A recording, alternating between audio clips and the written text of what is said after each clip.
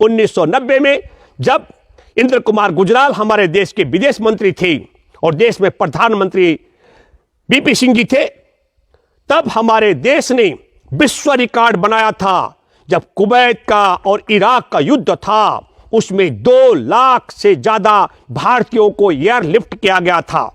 में जाकर के मेडिकल की पढ़ाई करने के लिए जाते हैं, इससे भारत का अरबों खरबों रुपए का बर्बादी होता है जो बाहर जाता है। प्रधानमंत्री नरेंद्र मोदी के विश्व भ्रमण पर कितने खरब रुपए खर्च हुए, इसका हिसाब ना भारत सरकार बताती है ना मोदी मुंह खोलते हैं। एकदम झूठ, सफेद झूठ। ठीक मोदी की तर्ज पर जिस तरीके से मोदी झूठ बोलने में एक्सपर्ट हैं, उसी तरीके से विदेश मंत्रालय की हेल्पलाइन पर भी झूठ बोला गया। दोस्तों नमस्कार, मैं हूं भूपेंद्र रावत और आज हम बात करेंगे रूस के द्वारा 24 फरवरी को यूक्रेन पर हमले के बाद पूरा देश सहम गया था। क्यों? क्योंकि हमारे 20,000 से ज्यादा छात्र और 5,000 नागरिक यूक्रेन में फंसे हुए थे। भूखे प्यासे अपनी जान जोखिम में डाल करके गुहार लगा रही थी मदद की। और इसी बीच में 1 मार्च को हमारे देश के मेडिकल के छात्र जहां पर नवीन, उनकी रूसी सेना की गोली से जान जाने की सूचना उजागर होती है। 3 बजे के लगभग तमाम भारत का मीडिया दिखा रहा था और 3 बजे के लगभग ही हमारे देश के प्रधानमंत्री नरेंद्र मोदी आनंद लेने के लिए भारतीय जनता पार्टी के कार्यकर्ताओं की सभा में कह रहे थे कि आप घर घर जाना और बोलना सबको कि मोदी का प्रणाम है, और मोदी का सबको नमस्कार बोलने पर मोदी को बहुत आनंद आएगा। जिस वक्त हमारा देश एक युवा छात्र नवीन की मौत की सूचना में गमगीन था, देश का प्रधानमंत्री आनंद लेने के लिए घर घर नमस्ते और वोट मांगने मतदाताओं के पास, उसमें था कि मतदाताओं के पास मेरा नमस्ते बोलना।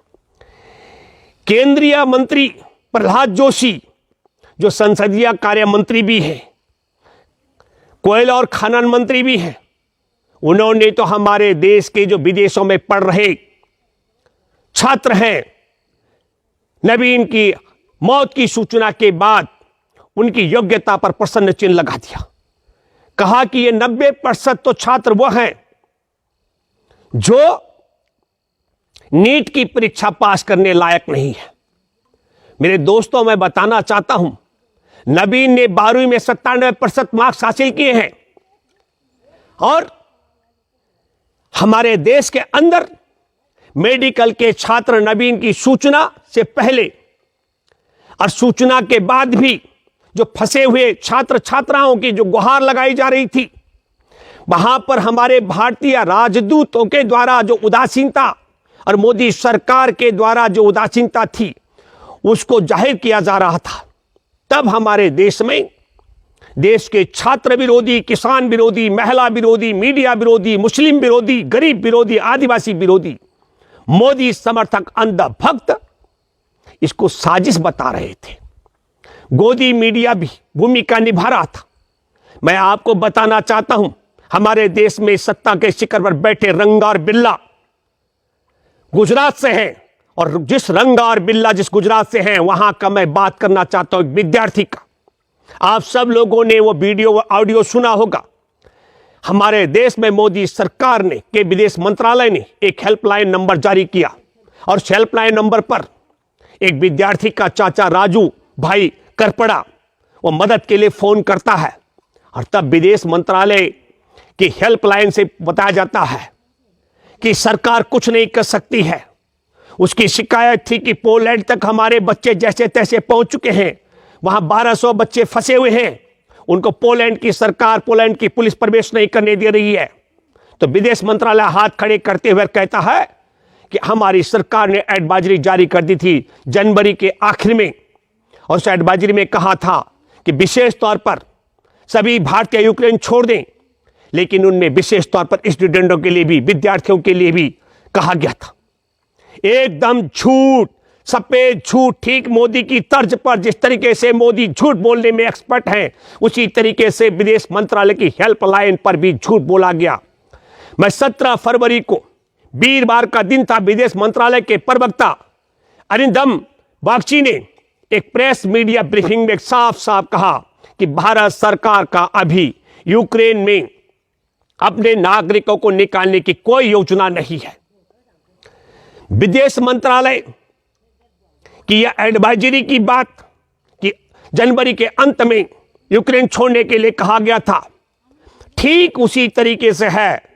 इतना झूठ, जिस तरीके का झूठ गलवान घाटी में भारत के 20 निहत्थे जवानों को चीनी सेना ने घुस करके पीट पीट कर मार डाला था और 76 जवानों को अधमरा कर दिया था, तब देश के प्रधानमंत्री मोदी बोले थे, न कोई घुसा है, न कोई घुस आया है और न हमारी किसी चौकी पर किसी का कब्जा है, जबकि गलवान घाटी में चीनी सैनिकों का आज भी कब्जा कायम है।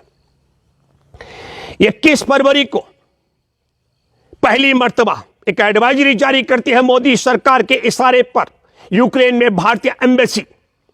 यह संयोग है कि प्रयोग है। देखिए कि 25 फरवरी को एक जहाज, 27 फरवरी को 2 जहाज और 6 मार्च को 1 जहाज यूक्रेन में फंसे 20,000 से ज्यादा छात्र और 5,000 नागरिकों को निकालने के मददगार करेगा। और 21 फरवरी को तय करती है मोदी की सरकार और 24 फरवरी को रूस हमला कर देता है यूक्रेन पर। तो क्या सच में भारत की मोदी सरकार की खुफिया एजेंसी को यह जानकारी नहीं थी कि 25 तारीख की उड़ान भरने से पहले 24 तारीख को रूस की सेना यूक्रेन पर हमला कर देगी?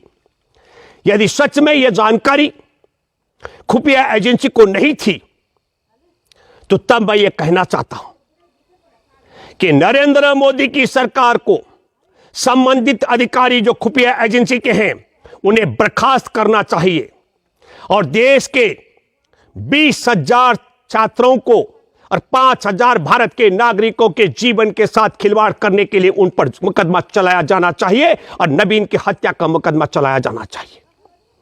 और यदि मोदी सरकार को खुफिया एजेंसी की रिपोर्ट मिल चुकी थी कि चीन रूस का हमला यूक्रेन पर 24 फरवरी को हो सकता है, लेकिन जानबूझ करके मोदी सरकार ने ठीक उसी तरीके पर जिस तरीके 2019 में 13 फरवरी को खुफिया एजेंसी की रिपोर्ट खारिज करके लोकसभा का चुनाव जीतने के लिए पुलवामा में आतंकी हमले में 40 जवानों को मरवाया था। मैं यह बात इसलिए भी कह रहा हूं क्योंकि जब 24 फरवरी को रूस हमला कर चुका था तो 26 फरवरी को प्रधानमंत्री नरेंद्र मोदी क्या बोलते हैं? वो कहते हैं विदेशों में पढ़ने पर भाषा का दिक्कत होती है, भाषाई दिक्कत होती है। भारत के छात्र छोटे छोटे देशों में जाकर के मेडिकल की पढ़ाई करने के लिए जाते हैं।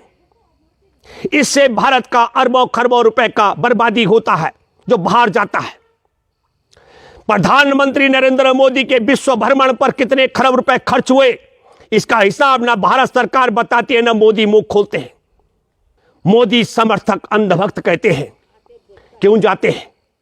तो मैं बताना चाहता हूं, भारत के अंदर मेडिकल कॉलेज में पर्याप्त सीटें नहीं हैं और निजी मेडिकल कॉलेज 1-1 करोड़ रुपए से ज्यादा की फीस वसूली कर रहे हैं। और भारत के छात्र विदेशों में जाकर के, चाहे वो यूक्रेन हो चाहे वो बांग्लादेश हो, जहां 20, 25, 30, 40 लाख रुपए में मेडिकल की डिग्री हासिल कर देते हैं। यूनान के एक दार्शनिक थे अरस्तु, उन्होंने कहा कि मूर्खों पर राज करने वाला अपनी असफलताओं को जश्न में तब्दील कर देता है। ठीक उसी तरीके से जिस तरीके से भारत में मोदी सरकार ने अपनी असफलता, 2 प्रकार की असफलता, अगर खुफिया एजेंसियां इनकी नालायक का नाकाम है तो वो कायम क्यों है, उन्हें हटाया क्यों नहीं जा रहा, जेल में क्यों नहीं डाला जा रहा है।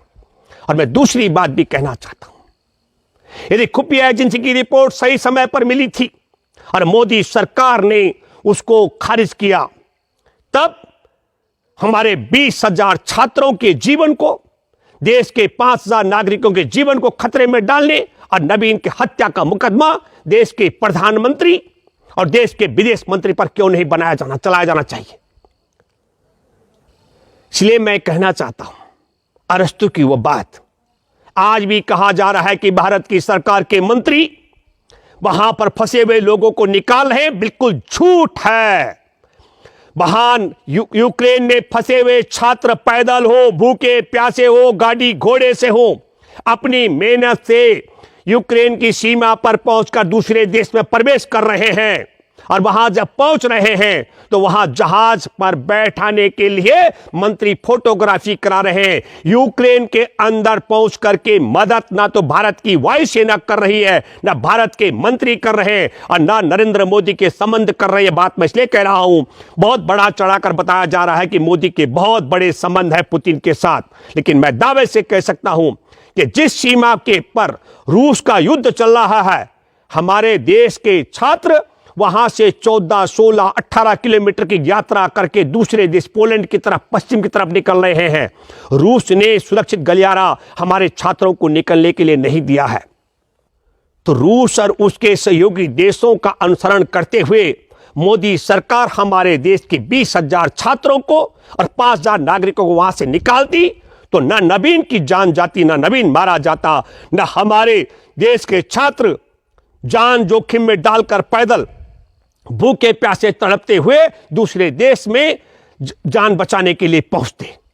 1990 में जब इंद्र कुमार गुजराल हमारे देश के विदेश मंत्री थे और देश में प्रधानमंत्री बीपी सिंह जी थे, तब हमारे देश ने विश्व रिकॉर्ड बनाया था। जब कुवैत का और इराक का युद्ध था, उसमें 2 लाख से ज्यादा भारतीयों को एयरलिफ्ट किया गया था। तब संसाधन नहीं थे, तब 2 लाख लोगों को इकट्ठा करने के लिए आज के तौर पर जो तकनीक है, हमारे पास मोबाइल, इंटरनेट, व्हाट्सएप, ये तमाम जो सोशल मीडिया के माध्यम से जानकारी पहुंचने का माध्यम नहीं था, आज तो माध्यम था। हमारे देश के बालक बालिकाएं यूक्रेन में तड़पते रहे, बम धमाकों के बीच में सहम करके भूखे प्यासे, और भारत की सरकार नरेंद्र मोदी उनको निकालने की बजाय तब ये भाषण देने लग गए कि भारत के बच्चे विदेशों में क्यों पढ़ते हैं, भाषा की दिक्कत होती है, अरबों खरबों रुपए जाया होता है। तो दोस्तों, हमारे देश की मोदी सरकार की प्राथमिकता और दुनिया की प्राथमिकता का मैंने जिक्र किया। जो बाइडेन का, उन्होंने 19 जनवरी को आगाह कर दिया था और 12 फरवरी को अपने देश के नागरिकों को निकालना शुरू कर दिया था। हमारे देश की मोदी सरकार ने तो हमला होने के बाद की तारीखें तय कर रखी थी और 26 तारीख को फिर प्रधानमंत्री नरेंद्र मोदी ने छात्रों को निकालने की बजाय इस पर सवाल खड़े कर दिए और धर्म की अफीम पिला करके आप सब लोगों को बदनाम करने का षड्यंत्र करते हैं, आपकी जान जोखिम में डलवाने का षड्यंत्र करते हैं। नरेंद्र मोदी ने यह तो कहा कि विदेशों में नहीं पढ़ना चाहिए, लेकिन भारत में जो मेडिकल की परीक्षा, मेडिकल की पढ़ाई के नाम पर 1-1 करोड़ रुपए की लूट और डकैती डाल रहे हैं निजी कॉलेज, उस पर मोदी मौन है और नए नए कॉलेज खोलने की फिर बात कर रहे हैं। हमारे देश में पढ़ाई को निजी लाभ का जरिया बनाने की बजाय अगर मोदी सरकार कहे तो सरकारी संस्थानों में, मेडिकल कॉलेज में सीटों का बढ़ोतरी की तरफ काम करे, ये हो सकता था। लेकिन ऐसे भी अभी आपने देखा कि हमारे देश में किस तरीके से ऐन मौके पर तब 1990 में 2 लाख लोगों को एयरलिफ्ट करने की भूमिका एयर इंडिया ने निभाई थी। अब तो एयर इंडिया टाटा को बेच दिया गया है और इस बात को भी आप सबको समझना पड़ेगा। आपदा में अवसर, जब हमारे छात्र वहां फंसे हुए थे तब 25, 30, 35 हज़ार रुपये का जो किराया था उसे 80, 90 हज़ार तक वसूली की बात शुरू हो गई थी। धन्यवाद। जय हिंद, जय जवान।